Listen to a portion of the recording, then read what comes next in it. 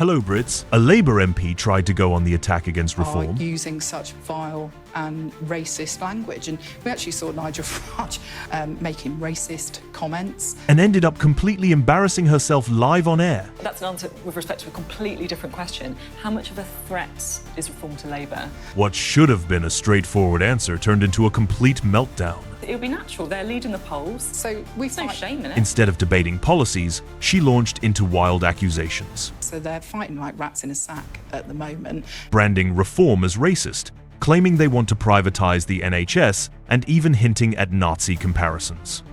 Meanwhile, reform continues to gain momentum at the ballot box, shaking up the political establishment. This video lays bare just how desperate Labour has become in the face of reform's rise, and clearly shows the panic setting in across the British left as the political tide begins to turn. Watch until the end to see just how cringeworthy and revealing this moment truly was. I'm just telling you the truth, Sophie. I'm telling you the truth. Don't forget to like, share, and comment. Especially now, when censorship and misinformation are being used as political weapons. Don't let this kind of content vanish from your feed. The thing that I am really going to be looking out for from them is reform, because it feels to me like this is a big test about whether they can convert votes into seats. And if they do manage that at council level, then that obviously has an impact on the general election as well. How much of a threat are reform to Labour? So, look, I think people need to be clear what they're voting for if they're considering voting for reform, because That's an answer with respect to a completely different question. How much of a threat is reform to Labour? So, look, I go out door knocking every week in my own constituency, and my personal experience has been that the polling results that you see reported in the news isn't reflected in the conversations that you have. What's your constituency? So I represent Swindon in Wiltshire, so it was a seat that I won off of the Conservatives in July of last year. It was a seat where Reform came third.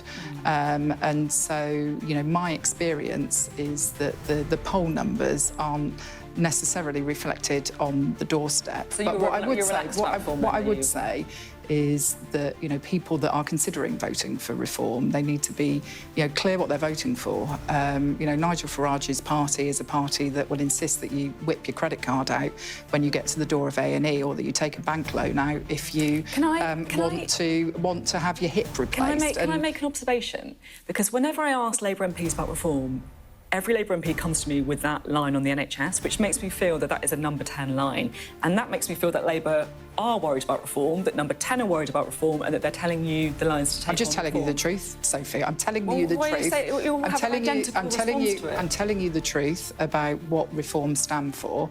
I could also tell you. You're telling me about the NHS thing because that's been polled by number 10 as damaging to Nigel Farage. And I'm not saying whether it's true or not. Also because Nigel Farage has stood up and said he wants to move to an insurance-based health system. I'm not disputing that. But I guess what I am disputing is that I do think Labour are worried about reform. That's fair enough, you know, like you've got a very broad but shallow coalition. You're facing reform in an awful lot of seats. It would be natural. They're leading the polls. So There's no shame in it. We fight for every single vote, and I will always be honest about what my opponents are standing for, and I'm just being honest with you about that. I would also say, you know, if you look at the candidates that Reform were fielding before the general election last year, making racist comments, you know, things about Rishi Sunak, who was then the Prime Minister, and I've got no love lost between me and Rishi Sunak, but I do think he was completely right when he stood up and said that his daughters shouldn't have to grow up in a country where people who are standing for public office are using such vile and racist language. And we actually saw Nigel Farage sort of having to distance himself from that. But those are the types of people who are standing as candidates for the Reform Party. They had, 4 or 5 MPs in the House of Commons. One of them's already been booted out, so they're fighting like rats in a sack at the moment. I would say that if people are considering how they're going to vote at the election tomorrow in these council elections, vote for a serious party that's committed to improving the delivery of public services in your area, and will be able to work with the Labour government to bring about the change that people undoubtedly want to see. Who's more of a threat, Reform or the Conservatives? Well, the Conservatives seem to not even be on the pitch in some of these elections. And what we don't know is about these sort of grubby backroom deals that they seem to be doing between one another. Robert Jenrick, the Shadow Justice Secretary, was recorded recently, wasn't he, as saying that he, potentially wants to, go into coalition with Reform or something like that. And so people don't really know what they're voting for. If you're voting for Conservative, you might be getting Reform. If you're voting for Reform, you might be getting Conservative. And so, I think that, politics is quite volatile. Give the video a like now, share it with someone who needs to see it, and make sure you subscribe to the channel.